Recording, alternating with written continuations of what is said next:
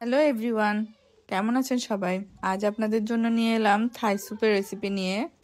আশা করি Thai soup আপনারা সবাই রান্না করতে পারেন, তারপরও আমি যেভাবে রান্না করি। এখানে আমি কিছু থাই পাতা নিয়ে নিয়েছি, লেমন গ্রাস যেটাকে বলে, কিছু মুরগির মাংস নিয়ে নিয়েছি, কিছু চিংড়ি মাছও নিয়ে নিয়েছি। তারপর এখানে আমি দুটো চিকেন স্টক দিয়ে দিচ্ছি। 1/3 কাপের মতন টমেটো সস দিয়ে নিলাম, আর 1/3 কাপ চিলি সস, লবণ, আর 2 টেবিল চামচের মতো চিনিটা আপনাদের স্বাদ মতো দিবেন, কিছু গোলমরিচের গুঁড়া, আর দুটো ডিমের কুসুম। আর এখানে আমি 1 লিটার বেশি পানি দিয়ে নিচ্ছি, 1 লিটার থেকে একটু বেশি হবে পানিটা। তারপর আমি সব কিছু ভালো করে মিশিয়ে নিচ্ছি। একটা কুসুম দিতে আমি ভুলে গিয়েছিলাম। আর এখানে আমি 3 টেবিল চামচের মতো কর্নফ্লাওয়ার একটু পানিতে গুলিয়ে রেখে দিচ্ছি পাশে।